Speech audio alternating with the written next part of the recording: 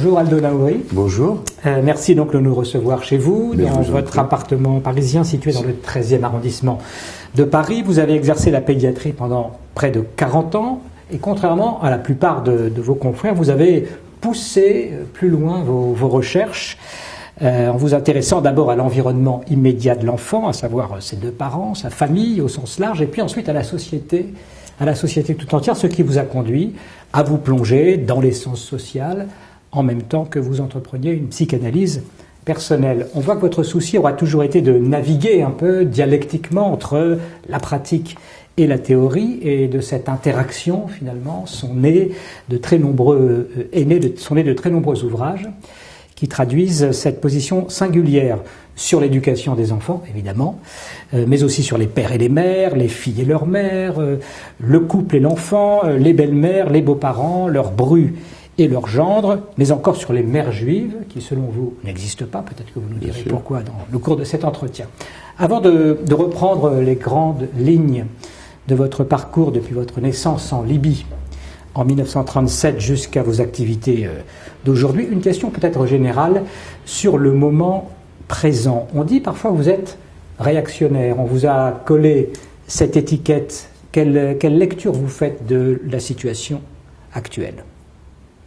Alors, réactionnaire, c'est aussi celui qui réagit. Et j'ai passé mon temps à réagir. Et puis aujourd'hui, je baisse les bras. Je veux dire que je me suis un peu isolé. Je ne lis plus la presse. Je n'écoute plus les informations. Je dirais que tout ce que je peux éventuellement glaner, ou ce qui m'intéresse, eh bien, c'est ce que tourne de façon pratiquement univoque autour de sites juifs. Acadème, je ne rate jamais un Acadème, je passe des heures sur Acadème, à écouter tout ce qui s'y dit, et qui est extraordinaire, c'est vraiment, moi je vous remercie très très chaleureusement de tout ce que j'ai pu éventuellement apprendre sur ce site, avec toutes ces personnes extraordinaires que vous savez réunir, que vous savez faire parler, etc.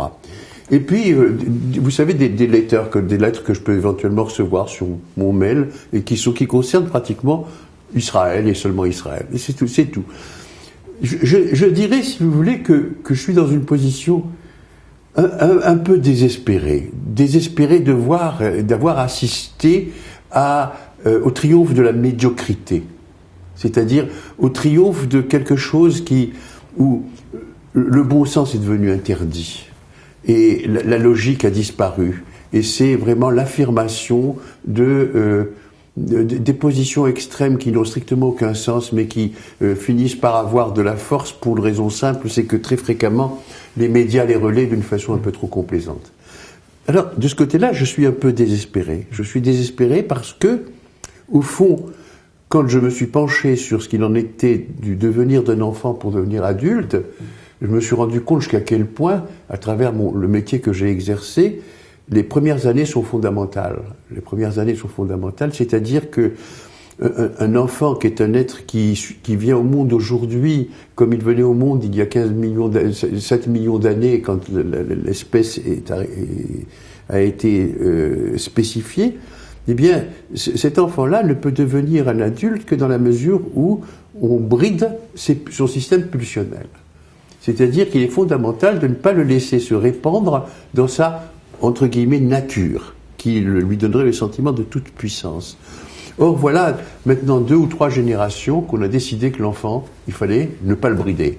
Eh bien, on a le résultat. Et c'est désespérant. Et ça fait 40 ans que j'ai hurlé que c'était pas des choses à faire, que ça allait être nuisible, Et j'assiste, malheureusement, justement, comme je vous dis, au triomphe de la médiocrité. Médiocrité, ça signifie abaissement des barrières, des limites.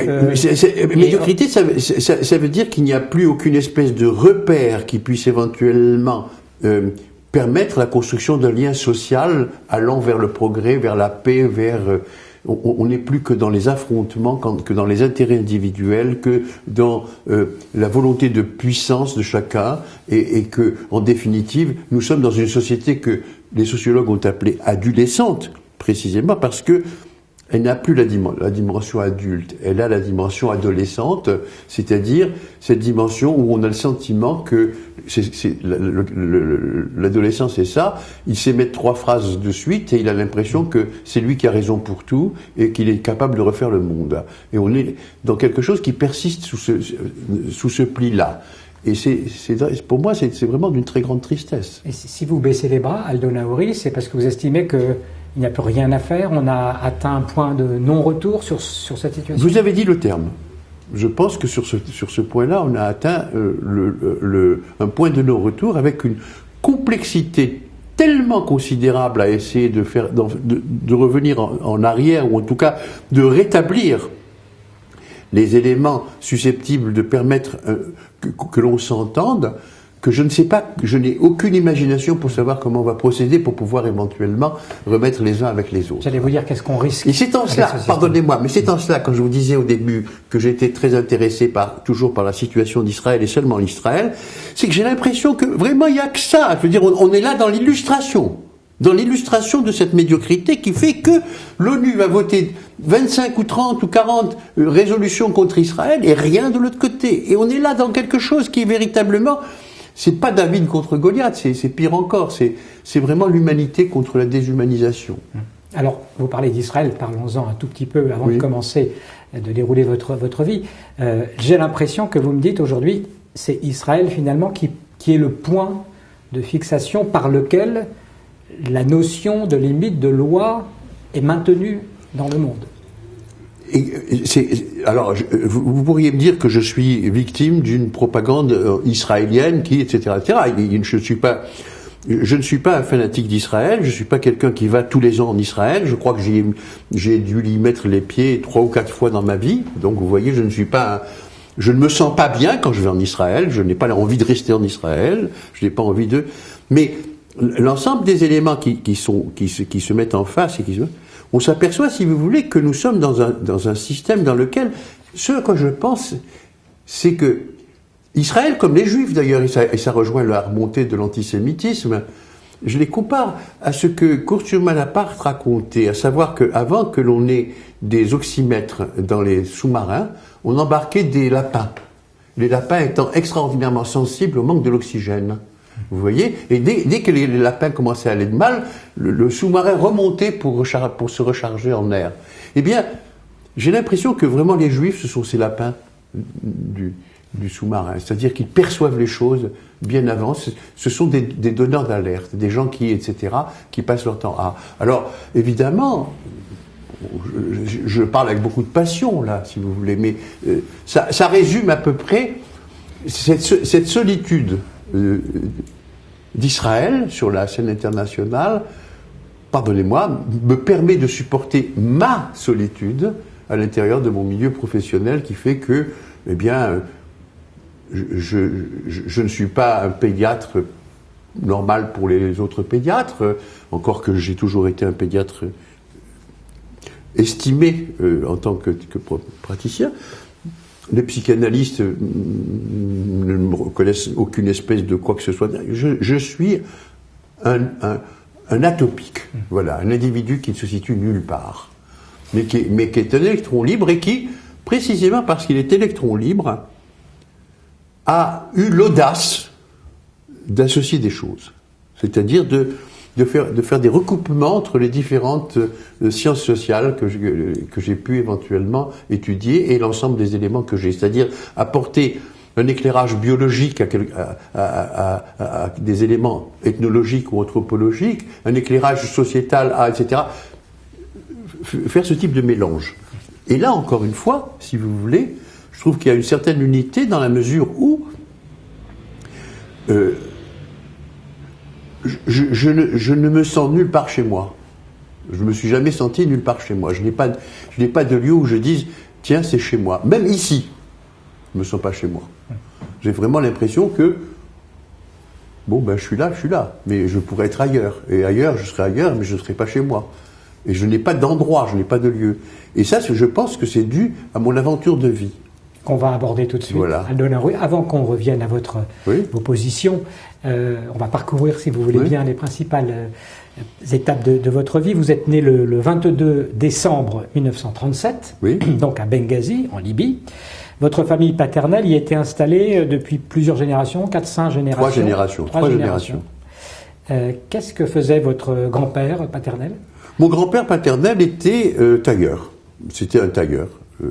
Mon arrière-grand-père était rabbin, donc son fils est devenu tailleur. Mon père était lui-même tailleur. Et vous savez, à l'époque, c'était un des métiers que faisaient beaucoup les Juifs. On faisait comme on pouvait. Et donc, je me suis penché sur cette histoire. Et c'est une histoire qui a une singularité, c'est que ma famille, donc mon père, ma mère, mes frères et sœurs, étaient françaises. Pourquoi? Parce que justement, l'arrière-grand-père qui avait émigré en Libye depuis l'Algérie avait un passeport français déjà. Sans aucun doute parce que ou bien son père ou bien lui-même avait été un employé de l'administration française. C'était avant le décret Crémieux. Avant le décret Crémieux, et la France, pour s'attacher à sa loyauté, lui avait conféré par sénatus consulte la nationalité française comme ça pouvait se faire à ce moment-là. Donc, si vous voulez, ce juif français d'Algérie part avec son passeport français en Libye et reste français et transmet la nationalité française à son fils, à son petit-fils et à ses arrière-petits-enfants. Tout cela sans aucune espèce de contact avec la langue française ou quoi que ce soit de français. C'est-à-dire que plus tard en Algérie, en retour en Algérie. Voilà. En Algérie. Et alors, c'est précisément, si vous voulez, au bout de quelques générations, au fond, nous étions français de nationalité, mais très profondément libyens. Et vous parliez le judéo-espagnol? Non, pas du tout. Je parlais le judéo-arabe, le judéo-libyen, plus précisément, qui est encore quelque chose d'autre. Et alors, ce judéo-libyen m'a bercé et a fait toute ma vie, et j'ai passé mon existence à penser que c'était cette langue judéo-libyenne et ces mœurs judéo-libyennes qui m'avaient fabriqué tel que j'étais. Et récemment, très récemment, je veux dire qu'il y a moins d'1 an, alors que j'avais toujours pensé que ma mère était une juive libyenne, comme j'ai été en contact avec une jeune femme libyenne qui est médecin et avec laquelle j'ai beaucoup parlé en libyen, etc., je me suis aperçu au bout d'un certain nombre de rencontres que ma mère n'était pas une juive libyenne, c'était une libyenne juive. Ce qui n'est pas exactement la même chose. Je veux dire que en définitive, tout l'héritage que j'ai reçu, dont je pensais qu'il était spécifique à la société judéo-libyenne, est de fait un héritage libyen, profondément libyen. Alors ça a été pour moi une révolution. D'accord ? C'est extraordinaire. Pour quelle raison ? Ben pour une raison simple, c'est que, par exemple, j'étais frappé de ce dispositif qui faisait que, par exemple, ma mère ne parlait que par aphorisme et dicton. Pour toutes sortes de situations, elle avait toujours quelque chose à en dire qui ressortissait de la sagesse populaire. Vous avez quelques exemples ? Par exemple, si tu en vois deux qui s'entendent, c'est qu'il y en a un qui supporte beaucoup. Vous voyez ? Voilà. Ou bien alors, nourris un coq sans nuit ne te nourrira jamais qu'une nuit.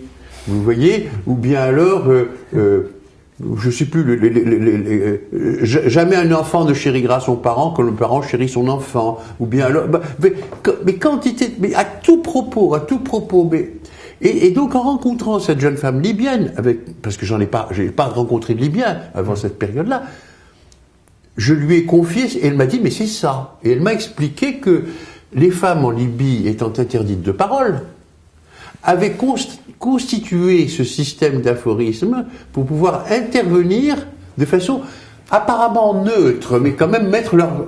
Et j'ai trouvé ça admirable comme dispositif, vous voyez, et ça m'a vraiment énormément à la fois apporté et en même temps amené à réfléchir sur tout cela. Et bien cette langue-là et cette culture a été ce qui m'a habité suffisamment profondément pour avoir déterminé tout le reste de ma vie. Je veux dire que Par exemple, je fais une psychanalyse. Je suis sur un divan. Eh bien, une psychanalyse, ça consiste à dire ce qui vient par la tête, ce qui vient dans la tête, et les associations amènent ceci et on fouille. Eh bien, quelquefois, je me rendais compte que les associations en français, puisque mon analyste n'entendait que le français, étaient bloquées, finissaient en impasse. Je traduisais un ou deux mots dans ma langue maternelle et je repartais sur quelque chose de tout à fait nouveau. À un point tel qu'il m'est arrivé d'avoir des séances entièrement dans cette langue. Et le monsieur n'entendait rien, mais peu importe, le travail se faisait. Donc, si vous voulez, ça crée cette solitude, ça crée cette singularité avec laquelle il faut faire. C'est-à-dire, soit on l'assume et on en fait quelque chose, soit on en crève. Il n'y a pas le choix. Et donc, j'ai choisi d'en faire quelque chose. On va dire encore un mot de vos parents. Votre père, qui est mort très jeune, puisqu'il est 36 mort ans, de coma diabétique, oui. 2 mois seulement avant votre naissance. Oui. Qu'est-ce que vous savez de lui ? Je sais énormément de choses parce que ma mère n'a pas arrêté de m'en parler toute ma vie.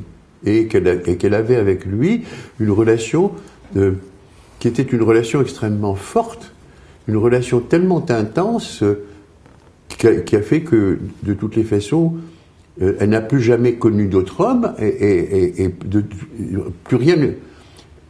Il était avec elle sans arrêt, à un point tel qu'elle a averti deux de mes sœurs un jour qu'elle allait mourir le soir même. Et d'ailleurs, elle est morte le soir même. Elle a dit, je meurs ce soir. Alors, il n'y avait rien de particulier. Elle dit, ce soir, je serai morte. Mais quand mes sœurs, on lui a demandé, qu'est-ce qui t'arrive, pour dire une chose pareille, elle a dit, j'ai rêvé cette nuit, pour la première fois depuis qu'il est décédé, que je faisais l'amour avec votre père. Donc ça fait partie, si vous voulez, de cette dimension quasi mythologique, un petit peu merveilleuse, entre guillemets, qui fait que le récit est très fort. Tous ces éléments mis bout à bout, quand ils sont utilisés par une mémoire étendue comme la mienne, moi je suis un hypermnésique, je n'arrive pas à oublier, je n'oublie jamais rien, tout est là, etc., font que les associations se font et sont dans une singularité assez considérable. J'ajouterais, si vous le me permettez, que dans la mesure où le lien avec ma mère était très fort et que nous étions partis de Libye en 1942, non pas du tout volontairement, mais chassés par le gouvernement de Mussolini parce que nous étions français, que l'Italie ne voulait plus garder de ressortissants étrangers sur son sol, nous avons été renvoyés vers la France la plus proche, c'est-à-dire l'Algérie. Et on était une quarantaine de familles. Dans mon cas, il y avait d'autres familles qui étaient renvoyées vers l'Égypte, qui était le territoire anglais, parce que ces familles-là, c'était toutes des familles juives d'ailleurs, qui avaient ces nationalités. Donc quand on est arrivé en Algérie, la solitude était encore plus grande, puisque nous arrivions dans un milieu dont nous ne connaissions rien. Le français n'était pas notre langue, nous ne savions rien. L'arabe algérien n'était pas l'arabe que nous parlions, donc on était très solitaires. Et cette solitude, je l'ai ressentie encore plus, puisque j'avais 4 ans, et si vous voulez, ma mère a pris une importance gigantesque, et c'était mon repère. Mais comme c'était mon repère, je passais mon temps à lui parler. Dès lors que j'ai appris français, ça a été très difficile de venir lui dire des choses dont je n'avais pas le mot dans notre langue. Donc j'ai passé mon temps à traduire du français à ma mère qui ne comprenait pas les concepts que cette langue m'apportait. Et au fond, ça m'a formé à ceci, c'est que quand j'écris et que je viens apporter des éléments d'une science quelconque, je ne fais rien d'autre que traduire. Je veux dire, je ne suis pas un créateur. Je n'ai jamais rien inventé. Je n'ai fait que mettre en forme des choses que je suis allé chercher par-ci, par-là, pour les conjoindre. Votre mère était votre repère, sans être lacanien. On a du mal à croire que l'auteur d'Une place pour le père n'ait pas été influencé tout de même par le fait de n'avoir pas connu le sien. Est-ce que c'est très important. C'est extrêmement important, puisque j'entreprends une psychanalyse et je vais donc voir des psychanalystes tour à tour pour voir celui qui me conviendrait. Ça fait une séance et j'arrête. J'avais 2 séances, j'arrête. Et le jour où je trouve l'analyste avec lequel je sais que je vais faire mon analyse, je lui dis cette phrase que je n'avais jamais pensée. J'avais jamais. Mais c'est précisément l'effet de vérité. Donc je m'explique à lui, je lui dis, j'ai 36 ans, mon père est mort à 36 ans, jusqu'à maintenant j'ai su comment vivre, maintenant je ne sais plus. Et je viens donc poser ma demande sur ce mode-là. Et c'est précisément quelque chose qui, non seulement n'a pas cessé de me travailler, mais continue de me travailler, si vous voulez, au sens où, même si ce père a été extraordinairement présent dans le discours de ma mère, à tel point que je pourrais vous en parler pendant 3 heures, si vous voulez vous raconter ses faits, ses gestes, sa manière de faire. Il reste que vous me parlez d'elle quand même. Pardon? Comme vous parlez de lui. Vous dites qu'elle vous en parlait. Oui. Mais sur lui précisément. Vous, quelle image vous en avez aujourd'hui comme personne? Il m'attendrit beaucoup parce qu'elle le décrivait à la fois comme un galopin, complètement inconséquent. Et elle racontait par exemple qu'elle lui faisait des poches. Et elle me disait d'ailleurs, toutes les femmes font les poches de leur mari. Elle lui faisait des poches parce que quand il touchait de l'argent pour un costume ou n'importe quoi, il commençait par aller se payer une tournée dans un bistrot, dépenser son argent, etc. Et quelquefois, c'était la misère, il n'y avait pas d'argent. Donc elle avait pris l'habitude de lui faire les poches, d'acheter un bijou. Et puis quand l'argent commençait à manquer, elle posait le bijou au mont-de-piété pour pouvoir éventuellement, tout en continuant de lui faire les poches. Donc elle en parlait un peu comme d'un gamin un peu inconséquent, mais elle en parlait aussi d'une façon très positive en disant qu'il était un homme extraordinairement pieux, très observant. Mes frères disaient qu'il avait une très belle voix et qu'il était chantre à la synagogue et que c'était un grand lecteur. C'était quelqu'un qui passait son temps à lire, et pas seulement d'ailleurs des livres religieux. Donc, si vous voulez, ça m'a poussé, ça n'a fait que renforcer cette sorte de curiosité que j'avais pour la chose intellectuelle. Ça m'a mis comme ça, de me donner un exemple. Donc voilà. Le judaïsme avait une place importante dans votre petite enfance. C'était plus que traditionnel. Absolument. Mais c'est très très important, ça. Alors, non seulement. Mais alors, le judaïsme avait non seulement une place importante de mon enfance, mais il m'était souligné que ce judaïsme que nous connaissions quand nous sommes arrivés en Algérie, au moment où moi je commence à percevoir les choses et à les entériner, n'est rien à côté du judaïsme libyen qui lui était beaucoup plus rigoureux, beaucoup plus. Je veux dire que les frères que je découvre quand je suis enfant et qui sont là sont des individus qui avaient une instruction hébraïque extraordinaire. Je veux dire que je téléphonais à mon frère en lui disant à tel endroit de la Torah, il est dit, je sais qu'il y a un endroit dans lequel on dit ça. Il traduisait 2-3 en hébreu, et puis il me disait c'est tel livre, tel paracha, tel verset. Mes frères connaissaient la Torah par cœur.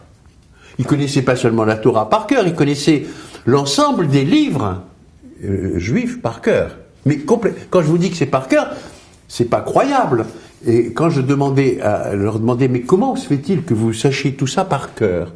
Et mon frère aîné m'a répondu, c'est la question que j'ai posée au rabbin, en lui disant, pourquoi est-ce que vous nous enseignez tout cela et que vous nous obligez à l'apprendre par cœur, alors qu'il y a les livres? Et le rabbin m'a répondu, les livres, on peut les brûler. Voilà, pour moi, c'est une chose que évidemment, le judaïsme en Algérie, quand vous arrivez, puisque vous étiez donc chassé en 42, on l'a compris pendant la guerre, quand les Italiens vous ont chassé vers l'Algérie, vous arrivez à Orléansville. Comment ça, vous avez un souvenir de ça, de cette période de l'installation? Mais jour par jour. Parce que là, vous étiez très jeune, vous aviez... J'avais 4 ans. 4 ans et quelques, oui. Voilà, mais mais vous n'imaginez pas, je pourrais écrire des livres entiers entre 4 et 7 ans, je pourrais vous écrire des livres entiers sur ce que j'ai pu vivre. Non, mais c'est non, enfin, je veux dire, c'est quand même un effet extraordinairement frappant qu'une aventure comme celle-là, qui est cette aventure de migration. J'ai d'ailleurs donné un article récemment sur ces éléments-là. C'est frappant parce que on est solidaires, on est tous ensemble, et nous partageons de façon très intime l'énorme angoisse dans laquelle nous sommes. Et cette angoisse-là, non seulement je la fais mienne, mais je vais passer mon temps à essayer de repérer le plus possible d'éléments susceptibles de m'en donner les clés. Parce que c'était compliqué de passer de Benghazi à Orléansville. C'était très compliqué. D'abord, le voyage a mis 2 mois. Ensuite de ça, on a voyagé par camion, par train, par de différentes manières. Et par exemple, dans cette langue maternelle que j'ai passé mon temps à décomposer pour essayer de savoir de quoi elle était faite et quelle était sa composition, je me souvenais d'une chanson. Parce que dans ce milieu-là, on mettait tout en chanson. Les événements se mettaient en chanson. Et les chansons, c'est comme ça que diffusait l'information. D'endroit en endroit, c'était par les chansons. Eh bien, j'avais un mot qui était pour moi un véritable mystère. C'était le mot Sbin-Savia. Je ne trouvais pas d'équivalent, je ne savais pas quelle était la radicale, etc. Jusqu'au moment où, encore une fois, butant contre la difficulté du repérage linguistique, je demande à mes frères et à ma mère, mais c'est quoi Sbin-Savia? Et ils me racontent que c'était ces endroits dans lesquels on nous mettait pendant quelques jours, la Croix-Rouge nous mettait pendant quelques jours dans les différentes villes à partir de la Tunisie. Sbin-Savia, c'était dispensaire qu'on avait mis à la sauce de la langue. Vous voyez, alors, quand vous faites des découvertes comme ça, quand vous êtes frappé par l'inconnu, si vous voulez, et c'est ça, ça constitue à la fois la mémoire, ça constitue les attitudes, ça constitue le devenir, ça constitue quantité de choses de cet ordre-là. C'est comme si vous aviez un socle existentiel auquel vous n'aviez pas forcément accès différemment, que vous retrouvez parfois. Je passe mon temps. Les derniers mots de cette langue dont j'ai découvert l'origine, je les ai découverts en 1993. Vous voyez, j'ai découvert des mots qui étaient pour moi des mots totalement inconnus, dont je n'avais pas les radicaux, je ne savais pas, et dont j'ai découvert qu'ils étaient turcs. Vous voyez, la langue avait pris du turc, mais comme elle avait pris de l'éthiopien, comme elle avait pris du maltais, comme elle avait pris... C'est une langue composite, comme elle avait pris beaucoup d'hébreu, etc. On avance, donc vous êtes à Orléansville, votre scolarité, école et collège. Oui. Vous avez un bon souvenir de cette période-là? Tout à vous fait, avez dû apprendre le français, mais malgré tout, vous êtes bien adapté? Ah ben, non seulement j'étais adapté, mais en plus, je dirais a posteriori... je veux dire que le praticien que j'ai été par la suite a fait le diagnostic de ce que je pouvais être à ce moment-là. Mais j'étais ce qu'on pourrait appeler aujourd'hui un surdoué. D'accord? Donc, la scolarité s'est passée les doigts dans le nez, j'étais excellent partout, je n'avais aucune espèce de difficulté, ça roulait tout bien, etc. Oui. Donc, toute cette période-là algérienne d'Orléansville, en tout cas, s'interrompt le 9 septembre 1954, dans la nuit. Où se produisit ce terrible tremblement de terre. Voilà, en pleine nuit. Et vous avez 17 ans. Là, vous aussi, j'imagine que vous avez un souvenir de ça. Ah, non seulement j'ai un souvenir, mais c'était une catastrophe tellement énorme que nous nous sommes retrouvés devant notre maison qui s'est écroulée à la deuxième secousse. Et là, j'ai déclaré à mes frères, j'arrête l'école et je vais travailler parce que maintenant, pour pouvoir reconstruire tout cela, ça va être difficile. Et le second de mes frères m'a dit non, tu n'arrêtes pas l'école parce que dans la famille, il y a un artisan, un commerçant, il faut qu'il y ait un intellectuel. Et voilà. Et donc j'étais parti pour devoir impérativement satisfaire ce fait d'être intellectuel. Et là, donc vous étiez à l'extérieur, évidemment, quand la maison s'est effondrée. Quand la maison s'était... Enfin, je veux dire, ça s'est passé d'une façon extraordinaire parce que la maison avait une porte qui fermait à clé et celui qui sortait le soir prenait la clé pour ne pas le réveiller. Vous voyez?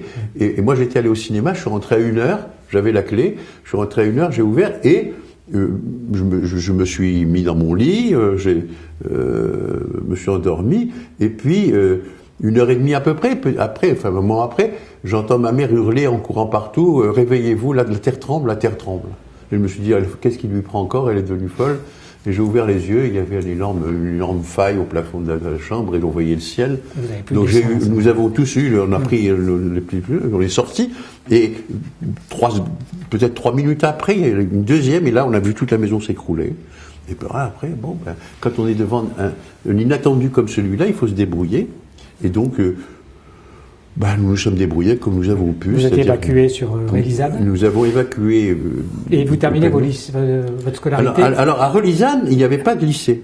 Donc, j'ai été pensionnaire à Mostaganem pendant 2 ans, première et terminale. Pas de problème non plus, j'imagine là. Votre bac en 56. Voilà. Et c'est le moment où, après votre bac, voilà. Alors, après mon bac, je ne sais pas quoi faire. Je n'ai aucune idée du métier que j'ai à faire. Et il faut bien spécifier. C'est quand même, on est dans un trou perdu. Du fin fond de l'Algérie. Des intellectuels, il n'y en a pas des masses. Des gens, on ne sait pas ce que c'est. Mais les médecins, oui, quand même, les médecins. Oui, mais les médecins, ils sont là depuis longtemps, etc. Et puis, ils sont à part, ils sont inaccessibles. Mais ce que je veux dire, c'est que j'étais dans une génération où 10% avait le bac. Vous voyez, avoir le bac, c'était sortir de... Mais sortir pour faire quoi? On ne sait pas ce que sont les circuits universitaires, on ne sait rien. Votre mère n'avait pas pour vous un projet? Alors justement, je m'ouvre à ma mère en lui disant je ne sais pas quoi faire. On était en juillet, et la rentrée était en octobre. Donc je dis je ne sais pas ce que je vais faire comme étude. Et elle me répond, écoute, le mieux c'est de faire un métier qui puisse s'exercer dans toutes les parties du monde. On était en juillet 56, c'est-à-dire 18 mois après le début de la guerre d'Algérie. Elle m'a dit, il y a la guerre en Algérie, l'Algérie sera indépendante, tôt ou tard. Et on ne sait pas où on finira. En Israël, en France, en Amérique, on n'en sait rien. Tu vois la vie, il faut faire un métier qui s'exerce partout. Et je lui ai dit, et j'ai trouvé que ma mère était très intelligente. De dire une chose pareille, je trouvais ça très pertinent. Et je lui ai dit, alors quel métier tu cherches? Elle me dit, coiffeur. Et alors je lui dis, coiffeur, mais ça va pas. Elle me dit, si, c'est un métier qui ne nécessite pas beaucoup d'investissement et qui est propre, et puis les gens ont toujours besoin de faire couper les cheveux, ou que ce soit. Je lui dis, oui, mais enfin, alors, à quoi ça aurait servi que j'ai été bachelier pour devenir coiffeur? Elle m'a dit, tu auras de la conversation et donc beaucoup de clients. Alors j'ai repéré ce qu'il en était je ne savais toujours pas. Je veux dire que j'avais du goût pour des choses. Mais seulement voilà, j'aurais bien voulu être professeur de philosophie. J'aurais bien voulu être, je lui ai dit, j'aurais bien aimé être professeur de lettres, j'aurais bien aimé même être instituteur, vous voyez, enseigner, transmettre. Et c'est là où elle a insisté sur le fait de... Alors, mes frères aînés se sont débrouillés, puis on finit, l'un d'eux m'a dit, écoute, j'ai fait toute mon enquête, ce que tu pourrais faire comme métier qui serait intéressant, c'est dentiste. Donc je suis parti pour devenir dentiste. Et je suis allé en France parce que en Algérie, il y avait des attentats et que ça aurait été terrible. Donc, à 18 ans, je me trouve en France. Donc, une année à Besançon, puis ensuite à Paris, vous faites des études et puis vous bifurquez vers la médecine. Voilà, je bifurque sur la médecine pour une raison extrêmement simple et très bête. C'est que j'avais jamais mis les pieds chez un dentiste. Et je me suis dit, mais c'est quoi un dentiste? Ça ne soigne que ça. Il y a tout ça à soigner. Donc, je vais faire médecine. Voilà. Je n'avais pas de vocation à devenir médecin. Je pense que j'aurais été assurément beaucoup mieux dans une carrière dans des études scientifiques, de la physique par exemple. J'aurais beaucoup aimé être physicien.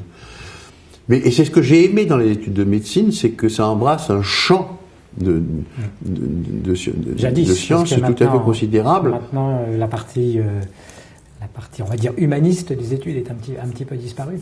Au niveau des études de médecine. La partie humaniste, il n'y en a plus. Il n'y en avait déjà pas. Ouais. Ah bon. Il n'y en avait déjà pas. On était en quelque sorte formés à la clinique, c'est-à-dire qu'on travaillait avec ces organes de sens, et on avait une mémoire, etc. Et c'est précisément ce qui s'est passé. Je veux dire que j'ai fait mes études avec une grande facilité. J'ai décidé d'être pédiatre. Ma famille est arrivée en 62 d'Algérie et a donc compromis, si vous voulez, ce que je me proposais ce que j'aurais voulu faire, c'est-à-dire une carrière universitaire. Mais il a fallu qu'on s'occuper de chacun, parce que on m'a pas fait du tout l'article, hein, on n'a eu aucune tendresse, on m'a dit voilà, jusqu'à maintenant, mes frères m'ont dit jusqu'à maintenant c'est nous qui nous sommes occupés de la famille, maintenant c'est toi. C'est ça. Donc prenez le relais, parce qu'il y avait le relais. Et là encore une fois, dans une forme de loyauté, dans une forme de droiture, je n'ai pas rechigné. Donc, si vous voulez, j'ai sacrifié la voie de la formation universitaire pour une carrière universitaire et je me suis installé. Voilà, vous êtes installé dans ce même appartement d'ailleurs à l'époque. Dans cet appartement. Et vous êtes resté pédiatre très longtemps, je l'ai dit, plus de 40 ans, près de 40 ans. Oui. Il y a une année importante dans ce processus, c'est 67 quand vous intégrez un groupe de pédiatres, le groupe Balint. C'est ça. Où vous discutiez donc. C'est-à-dire que quand je suis ça arrivé. vous a donné une nouvelle dimension à l'exercice de la profession. Quand j'ai commencé à travailler comme pédiatre et que j'ai reçu du monde, j'étais désespéré parce que je me suis rendu compte que je n'étais pas formé à ce métier. Je n'avais aucune formation pour le métier de pédiatre de ville. À l'hôpital, là où on est formé, on se bat pied à pied contre la mort. On est là à faire des diagnostics extrêmement compliqués.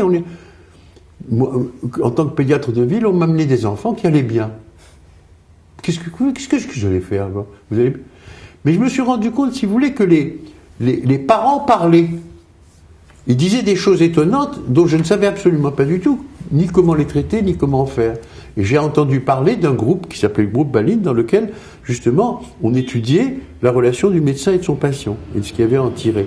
Donc j'ai foncé là-dedans avec un énorme enthousiasme, et j'ai travaillé pendant 5 ans dans ce groupe, et nous avons d'ailleurs écrit un livre à ce moment-là dont j'ai écrit 2 chapitres et c'est une chose que j'ai faite dans ce que j'appellerais, si vous voulez, la naïveté et l'innocence.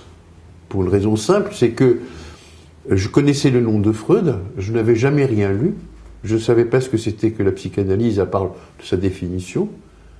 Et puis j'étais là pendant 5 ans à travailler sur la relation médecin-malade en sachant qu'il y avait un inconscient. Et tout cela a transformé votre pratique, évidemment. Non seulement ça a transformé ma pratique, mais ça m'a, encore une fois, si vous voulez, c'était...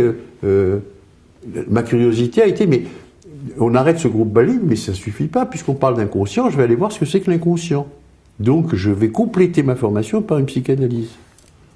Et c'est comme ça que je vais donc aller voir un psychanalyste dans le but conscient de compléter ma formation pour pouvoir éventuellement obtenir une dimension supplémentaire, sans savoir que ça conjoignait le besoin personnel, qui était justement cette histoire de père. Cette fameuse âge de 36 ans qui était voilà. le tournant important. Et tout ça, finalement, ça vous a amené parallèlement à entreprendre une œuvre importante. Ah non, mais il faut commencer par dire que le psychanalyse, c'est une aventure fabuleuse. C'est extraordinaire, c'est prodigieux. Je veux dire que ça décuple, ça centuple les capacités en tout cas pour vous. Intellectuelles, pour moi, les capacités intellectuelles, à telle enseigne que cette curiosité que j'y ai mise va être portée à sa propre puissance dans la mesure où j'entends parler de quelque chose, je vais y aller. Je veux dire que on me dit la linguistique saussurienne, mais on y va. Je vais aller faire de la linguistique. On va me dire de l'ethnologie, on y va. Et je vais donc, si vous voulez, pendant cette analyse, me former à des quantités de sciences humaines, les unes après les autres, avec une boulimie extraordinaire. Je veux dire que quand je n'avais pas quelque chose à me mettre sous la dent, je trouvais que la vie ne valait pas la peine. Il fallait impérativement il fallait que ma curiosité puisse éventuellement trouver de quoi se nourrir. C'était aussi toute une époque où les sciences humaines étaient quand même aussi reines qu'elles ne sont plus tout à fait. Qu'elles ne sont plus du tout, malheureusement. Mais nous revenons là à ce que je vous en disais de la médiocrité. C'est-à-dire qu'aujourd'hui, c'est vraiment l'abrutissement de tous les côtés. Donc vous parlez, on va dire un mot de votre œuvre quand même, puisque encore une fois elle connaît un grand succès, marqué par le souci dont je parlais tout à l'heure d'associer précisément ce vécu de praticien et puis les sciences sociales. Alors votre but en fait là en écrivant ces livres, c'était de transmettre cette expérience pour aider les parents. C'est pas seulement transmettre, c'est véritablement essayer de formaliser ce qu'il en est de ce qui est nécessaire à un enfant. C'est-à-dire c'est bien beau de conserver la santé du corps, mais un individu n'est pas seulement un corps. Un individu, c'est un corps avec ce qu'on pourrait dire rapidement une âme, avec une psyché, d'accord ? Or ça, c'est fabriqué. Je veux dire qu'on est le produit de de l'environnement le plus intime dans lequel on se trouve. Si vous voulez, il y a une dimension, ce qu'enseigne par exemple la biologie, c'est que la santé, c'est le silence des organes. Et ce qu'enseigne la physiologie, quand on se penche sur ce qu'il en est de ce silence des organes, c'est que ce silence des organes n'est possible que dans la mesure où il y a une sorte d'homéostasie, c'est-à-dire d'équilibre.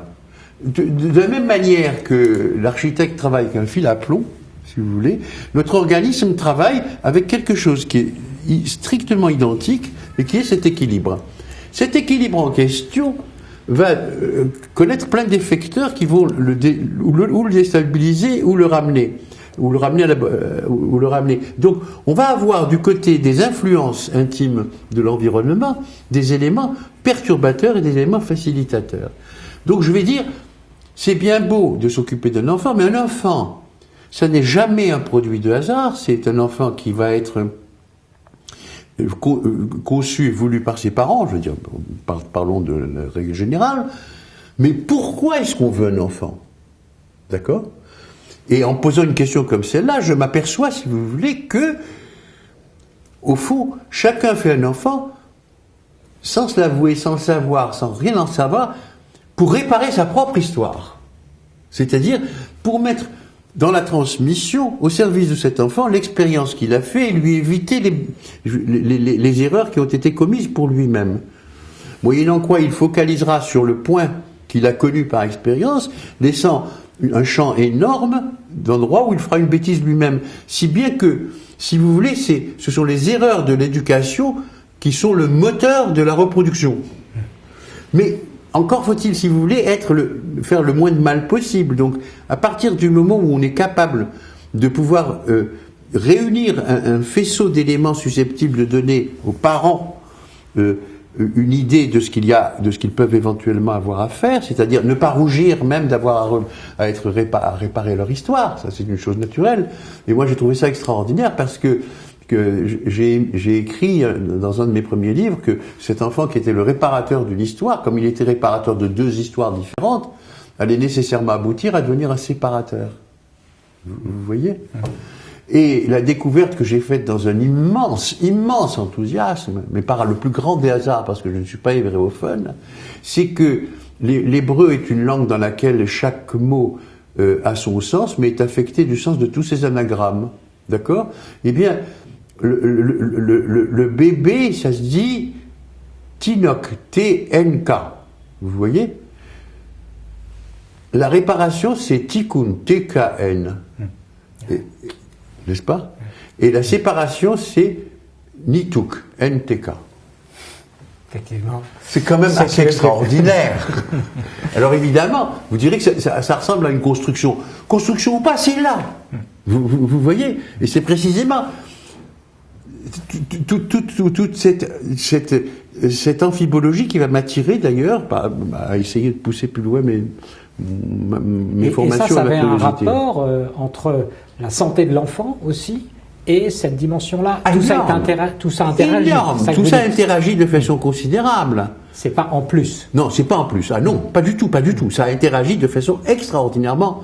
D'ailleurs, quand j'ai écrit le second de mes ouvrages qui s'appelle Une place pour le père, j'ai fait un livre qui était fait d'histoires cliniques. Et ces histoires cliniques étaient toutes des histoires organiques.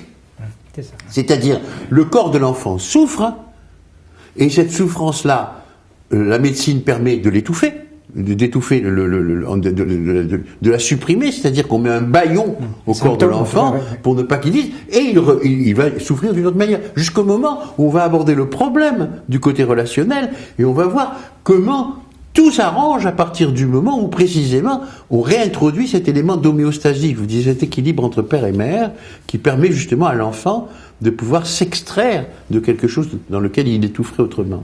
Alors vous avez suscité des très nombreuses critiques, parfois assez violentes, sur votre thème. Pour résumer, donc en fait vous dénoncez ce qu'on pourrait appeler l'arasement des verticalités, l'indifférenciation des choses dans nos sociétés, la différenciation notamment par exemple générationnelle ou sexuelle, et c'est là-dessus que la modernité finalement vous a rencontré peu durement. Voilà. Non, elle ne m'a pas rencontré durement, elle a essayé de me faire taire de façon la plus radicale qui soit, c'est-à-dire en non seulement en ne faisant pas écho, mais en plus en tentant justement en me traitant de réactionnaire au mauvais sens du terme, alors qu'en définitive, moi je travaille avec des preuves à l'appui. Je veux dire que je viens, chacun peut juger sur pièce. Vous voyez, et je viens dire que la différence sexuelle, la différence générationnelle sont des choses extraordinairement importantes qu'il faut impérativement respecter. Pourquoi c'est si important de respecter la différence générationnelle et de ne pas être sur le même plan avec son enfant? Parce que justement, si on se met au motif de la démocratie, si on se met dans l'horizontalité au lieu de mettre de la verticalité entre parents et enfants, ce qui va se passer, c'est que on va, au motif que l'on respecte son enfant, on ne va pas lui donner de repères, on ne va pas lui donner de limites, on ne va pas lui dire, on va le laisser partir dans tous les sens. Et partant dans tous les sens, ça va être immense, ça va être quelque chose dans lequel il va se sentir perdu, si vous voulez. Bon, mais ça n'est pas seulement dans les manières d'être parent ou les manières sociétales de la société qui sont.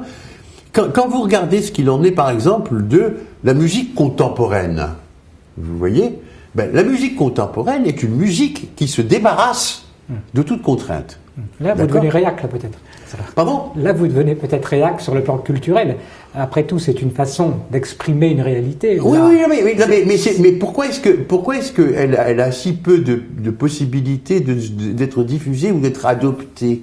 Parce que le fin fond de l'humain, c'est qu'il n'est pas accoutumé à ces espaces sans aucune espèce de limite dans lequel il est perdu. Nous avons notre espèce a évolué de façon extraordinairement lente, très lente, et cette lenteur-là qui affecte notre évolution ne peut pas être décrétée du jour au lendemain obsolète et on va faire de la science-fiction. Vous avez dit par provocation peut-être il faut être fasciste pour l'éducation. Si vous voulez que votre enfant j'ai dit ne le soit pas. À la manière libyenne, j'ai repris un aphorisme, j'ai dit si vous élevez votre enfant en démocrate, vous en ferez assurément un fasciste plus tard. Si vous l'élevez en fasciste, vous en ferez certainement un démocrate. D'accord ? Mais ça ne veut pas dire du tout que ce démocrate devra élever ses enfants en démocrate, il devra lui aussi les élever en fasciste. Pourquoi ? C'est simple à comprendre. À partir du moment où précisément il y a un processus qui permet à l'enfant de refouler ses pulsions pour les sublimer et acquérir l'amour en particulier de sa mère. D'accord ? Il va se passer quoi ? Il va se passer que ce refoulement est douloureux pour lui. Il est tellement douloureux que plus tard, tout ce qui est de l'ordre de la douleur, tout ce qui est de l'ordre d'infliger une douleur, etc., va être par lui condamnable. Donc il sera un démocrate. Vous voyez ? Tandis que si vous l'élevez en démocrate et que vous lui dites qu'il a tous les droits, l'idée qu'il a tous les droits va le poursuivre sa vie entière. Quand il sera un adulte, il estimera que lui a tous les droits. Les autres, il n'en sait rien, mais il n'en a rien à faire. Et ça fera un fasciste. Vous voyez ? Alors, c'est une façon comme une autre c'est provocateur, mais c'est volontairement, c'est pour frapper l'imagination, pour pouvoir éventuellement. Et cette manière d'élever les enfants, écoutez, c'est simple. J'ai appris très récemment que le ministère de la Famille a mis au point des livrets destinés aux futurs parents pour leur dire comment être. Je trouve ça admirable, mais je trouve aussi que c'est un symptôme. Si le gouvernement est obligé maintenant de prendre des mesures comme celle-là, c'est bien que précisément les choses sont allées trop loin. Au chapitre des provocations, vous avez été accusé, même à un moment donné, de faire l'apologie du viol conjugal. Ça, c'est une chose qui dans un livre, je cite le contexte, dans un livre à propos d'une mère qui refusait de faire l'amour après son accouchement, vous rapportez avoir conseillé à un père, donc c'était devant son épouse, je crois, de la violer. Et vous avez dit, c'est une provocation. Est-ce que ça n'a pas nui finalement à votre message que de jouer comme ça sur la provocation ? Et qu'est-ce que vous vouliez dire précisément ? Cette mère, c'est elle qui m'a contacté. Cette mère, c'était elle qui m'avait contacté en me disant qu'elle avait essayé toutes sortes de thérapies possibles et imaginables pour sortir de son état. Et son enfant avait presque 4 ans. C'est important à préciser. C'est très important. Et quand elle est venue chez moi et que nous avons commencé à parler, ce que j'ai découvert, c'est que elle se refusait en attendant que l'homme, son mari, enfin son homme, puisse manifester de façon suffisamment insistante, suffisamment convaincante le désir qu'il avait d'elle. Or, cet homme-là, lui, de par son histoire que nous avons explorée ensemble, était un homme qui, à aucune espèce de moment, n'avait la moindre velléité de forcer qui que ce soit à quoi que ce soit. C'était un parfait démocrate, d'accord ? Et comme il était un parfait démocrate de par son histoire, au moment où précisément, en tant que parfait démocrate, il dit aussi sa souffrance d'avoir à se priver du contact de sa femme, je lui dis, mais violez-la! Hurlant comme ça, justement, dites votre désir, c'est ça, c'est une injonction paradoxale. Elle a été ravie. Fallait voir un peu le sourire énorme. Enfin, on avait dit quelque chose à son homme pour pouvoir éventuellement. Bon, j'ai rapporté ça, mais ce qu'on a retenu, c'est seulement ça. Et un point, c'est tout. Et on l'a en plus associé à quelque chose que j'ai écrit sur la reprise des rapports sexuels après l'accouchement, dans un guide que j'avais fait pour les parents, où j'avais dit que le désir d'une femme était émoussé à la fois par l'accouchement et par surtout l'énorme place que prenait son enfant. Et qu'il était fondamental qu'on ne reste pas dans cet état, pour une raison simple, c'est qu'un état comme celui-là peut perdurer et aboutir à une destruction du couple et de la famille si rien ne se passe. Et j'ai dit qu'il était fondamental qu'une femme puisse éventuellement accepter un rapport sexuel, même non désiré, parce que ça reviendrait après, le désir reviendra après, mais l'accepter au départ, exactement comme elle a accepté un jour la défloration pour pouvoir accéder à sa vie sexuelle. Alors, tout ça a été réuni et j'ai été l'objet d'agressions physiques par des commandos de jeunes femmes qui venaient me jeter des confettis, de la poudre dorée, etc., dans des interventions. Mais c'est malheureux, mais c'est encore une fois, on est là dans quelque chose qui touche des zones extraordinairement délicates et qui précisément sont réglées et produisent des réactions justement destinées à supprimer les différences sexuelles. C'est-à-dire que ces différences sexuelles, on estime qu'il n'y en a pas, qu'en définitive, c'est la même chose. Et on a par exemple constitué aujourd'hui le couple parental le plus inégalitaire qui soit. Et ça, c'est la biologie qui nous l'enseigne. Parce que on décide que de toutes les façons, père et mère sont logés à la même enseigne par rapport aux enfants, sans tenir compte que de toutes les façons, l'enfant a été porté dans le ventre d'une mère et pas dans le ventre d'un père. Et qu'à cet égard, il est littéralement programmé à l'intérieur de son cerveau physique par ce séjour intra-utérin.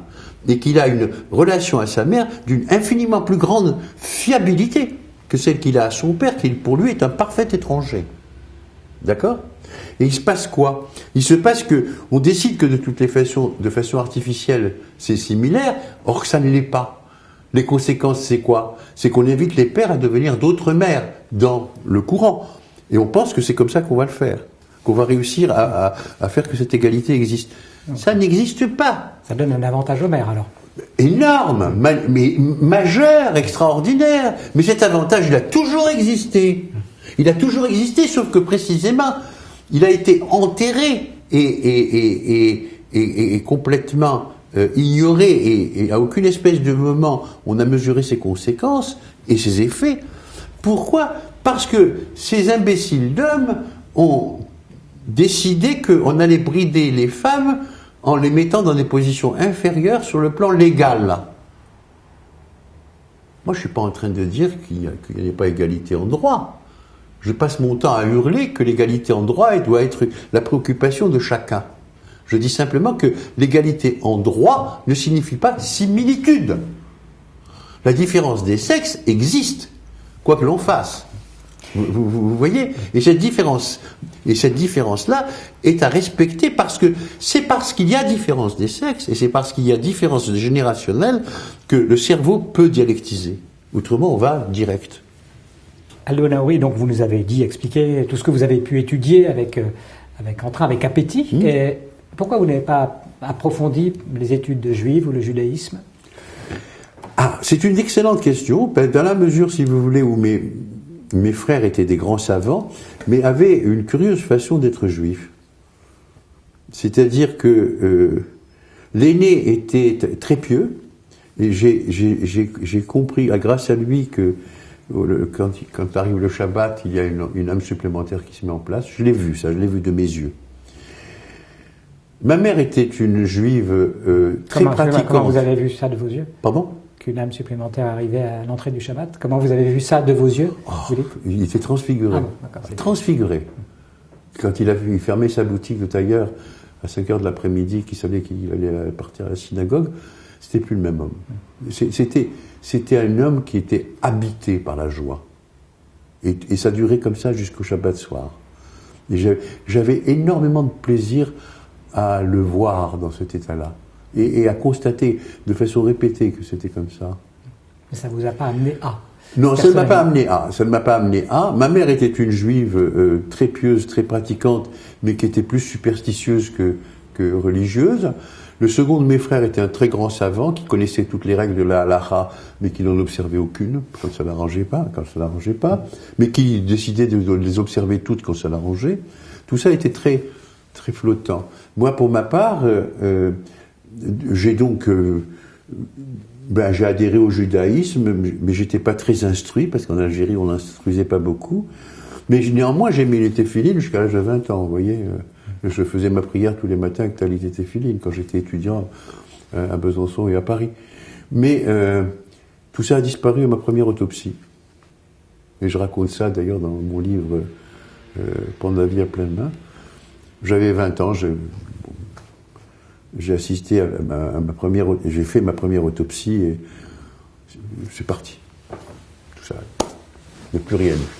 Il n'en reste pas moins que le judaïsme, c'est probablement ce qu'il y a de plus constant, de plus fort, de plus, je dirais, vigoureux, parce que c'est autre chose que fort encore, dans ma pensée quotidienne à tous les niveaux.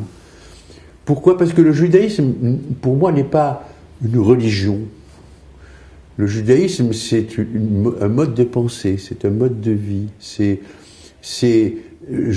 Quand je lis l'Exode, par exemple, je m'aperçois simplement que l'Exode, c'est une thérapie comportementaliste. On a pris un peuple de pervers et on en a fait des névrosés à force d'interdits, et qu'on les a rééduqués, et que ces 40 ans n'ont pas été perdus. Le judaïsme pousse la logique à un point tel qu'en définitive, on se demande comment tous ces législateurs, ont pu à ce point-là savoir ce qu'il en était de l'inconscient.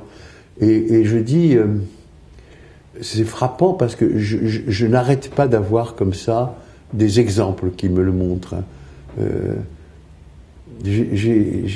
J'étais un jour, il y a longtemps, à une mise en bière du père d'un ami, et le rabbin nous a demandé de passer devant le défunt et de lui demander pardon. J'ai fait, obéi. Mais ma curiosité a été jusqu'à lui demander, mais pourquoi est-ce que je dois demander pardon à monsieur que je ne connais même pas ? Pardon de quoi ? J'ai adoré sa réponse. Il m'a dit, vous lui demandez pardon parce que, à sa vision, pendant une fraction de seconde, sans même que vous vous en soyez aperçu, une pensée vous a traversé qui disait, heureusement que c'est lui qui est mort et pas moi. Et à partir de ce moment-là, que vous le vouliez ou pas, vous participez à sa mort, vous en êtes un peu l'assassin. Je trouvais ça extraordinaire. C'est tellement juste, tellement fort. Vous voyez ? Et que l'on puisse pénétrer. Par exemple, quand on dit qu'il ne faut pas porter le lin et la laine en même temps, quand on dit qu'il ne faut pas associer le beurre et la viande, etc., mais c'est toujours fondé sur des choses extraordinairement fortes. Ça n'est pas parce que je ne le fais pas que je n'admire pas tout cela. Vous voyez?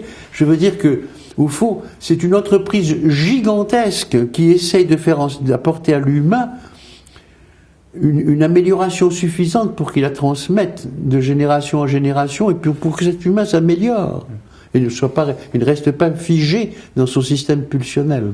Vous transmettez alors cet enseignement-là à vos enfants. Vous avez 3 enfants. Oui. Un garçon, 2 filles. Oui, j'ai essayé de le transmettre. Et je pense que c'est passé, en tout cas pour eux. Je pense que c'est passé surtout, je ne suis pas en train de dire que c'est passé sur le ritualisme ou le rituel ou le rap, mais sur la façon dont ils sont dans la vie et dans leur vie. Ce sont 3 personnes fabuleuses. Ce sont trois individus humains d'une qualité, pour moi, exceptionnelle, qui ont surpassé ce que j'ai essayé de devenir moi-même. Vous voyez ? Et d'ailleurs, j'en dis ceci, qui est pour moi une sorte de compliment. J'avais une patiente qui était une Lubavitch, une femme qui m'a énormément appris, une mère de 13 enfants. Et il m'arrivait de lui dire, on approche de Shavuot, là, je vous prie, je suis un mauvais juif, alors je sais, mais je voudrais vous souhaiter Sameach. Et elle me disait, vous savez, monsieur Naouri, le jour où les juifs seront seulement comme vous, Mashiach arrivera. Et ça, c'est probablement le plus beau compliment que le juif que je suis ait jamais récolté dans sa vie.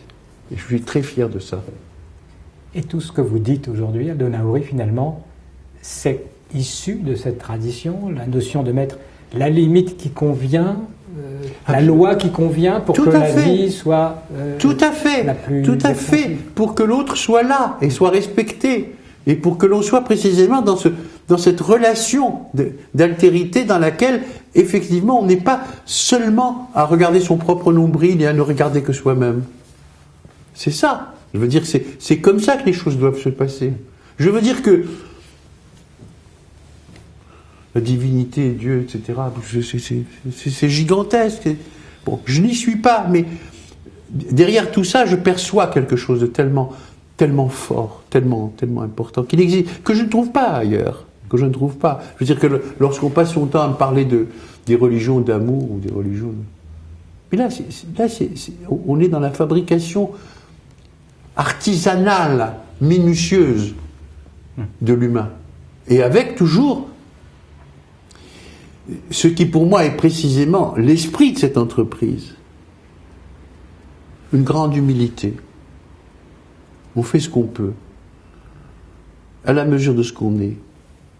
On en recueille des satisfactions, mais en définitive, après tout, on ne fait rien d'autre que son devoir d'humain. Vous avez dit tout à l'heure que vous n'écoutiez plus la radio, que vous ne lisiez plus les journaux, vous avez un peu décroché du monde. Mais vous continuez à réfléchir aux problèmes contemporains, à écrire. Mais peut-être justement. Comment voyez-vous les années qui viennent pour votre propre production, votre propre évolution d'humain précisément? J'ai fait mon travail d'humain. J'ai essayé de ne pas rester dans le système de plaisir et d'essayer d'apporter des choses. Mais justement, peut-être que ma rétraction est une façon de résister contre cette vague de médiocrité dont je ne veux pas qu'elle m'atteigne et qu'elle me prenne. Et qui m'invite pourtant de tous les côtés à la rejoindre. Merci beaucoup. Merci à vous. Aldo Naouri d'avoir accepté l'invitation. Merci beaucoup. Merci à tous.